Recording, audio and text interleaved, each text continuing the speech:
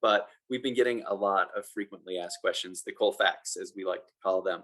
And we wanted to hopefully answer as many of those questions proactively as we could. So if we look into the next slide here, you'll be able to see some of the common questions we've been seeing. Has the pandemic changed plans for BRT on Colfax? And there's been some questions about what's been taking so long between phases here, and also how the dedicated transit lanes on Colfax are going to help with the regional mobility, not just on Colfax, but citywide. And how do the dedicated transit lanes on Colfax affect traffic on adjacent streets? So those last two are definitely directly related, and some common questions we've been seeing. So Sid, if we go to the next slide, what we can look at is how has the pandemic changed plans for Colfax BRT? And our project manager with the Department of Transportation and Infrastructure, Brian Pinkerton, is going to answer that. Thank you, Miles. As you can see there, simply put, no, it has not changed our plans for the Colfax BRT. The Colfax BRT was part of the bond program passed in 2017 that the Denver voters overwhelmingly approved. Now, addition to that, as we were looking at before, the ridership did drop on the Colfax 15 and 15L lines in the pandemic. However, compared to nationally, where it dropped almost typically 80% as people were working from home and trying to socially distance, on Colfax it only dropped 39%. So it really shows how critical the Colfax lines are on transit to serve frontline workers and people that are making those trips along Colfax to get to where they need to go. So it's really a very critical equity issue for the metro area and to help keep our economy going along that corridor with so many frontline workers working on it. Thanks, Brian. And I do want to give a shout out to our project newsletter that everybody who's on our mailing list should have gotten. If you go to colfaxbrt.org, you can sign up for that newsletter, and that highlighted the high ridership and the strong ridership that Colfax had during the pandemic. And it was really one of the top performing transit corridors in the nation. So if you didn't see that and you want to get it, go to colfaxbrt.org, sign up for the newsletter. You can also read the article there on the website. And our next frequently asked question is, what has been taking so long, Brian? Well, this is a complex corridor. You know, it did take longer than we had anticipated to get into this phase that we're currently in, which is a National Environmental Policy Act clearance. You know, we have different partners, so bear with me, everybody, for just a minute. So Colorado Department of Transportation actually owns the road.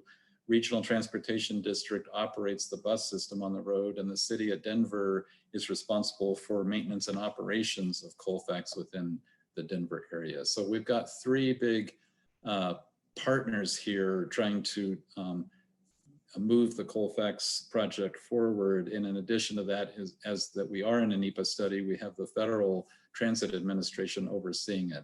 So there's a lot of players, and it was a complex step to get into this NEPA study. So we have worked with them.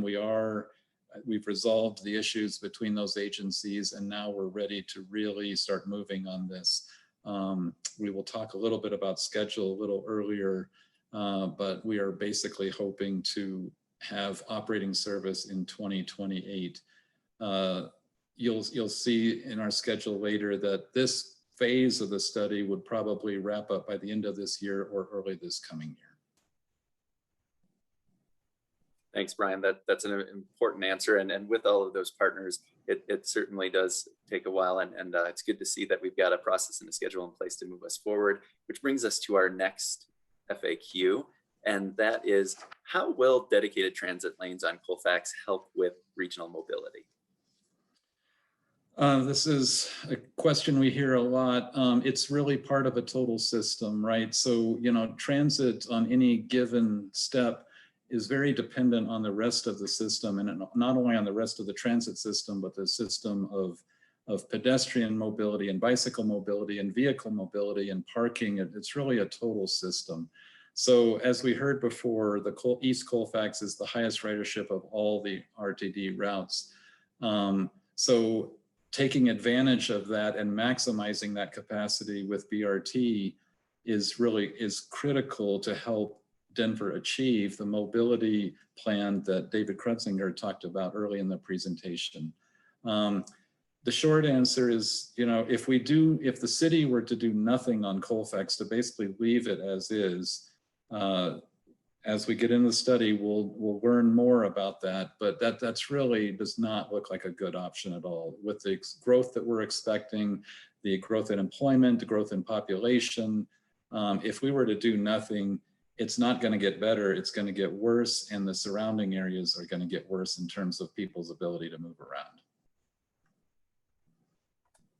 Absolutely, and with that system at capacity, it certainly makes it an ideal corridor for this type of investment. And our next question, directly related to this, is how will the dedicated transit lanes on Colfax affect traffic on the adjacent streets?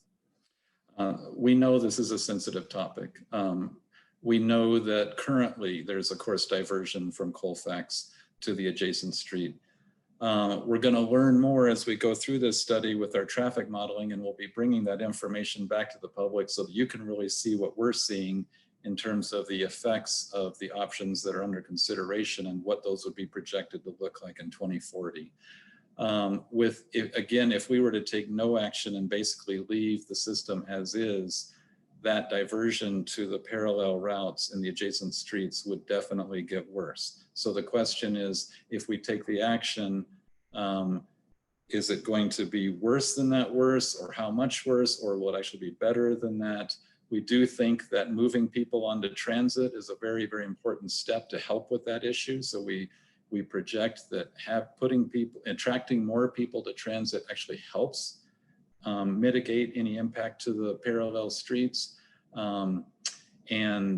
But again, as we get into the study, we're going to lay the facts out as our professional modelers come up with those kinds of numbers, and we're going to show them to you and get your thoughts about it. But we know this is a sensitive topic, and we're going to work very hard to have good communication about it.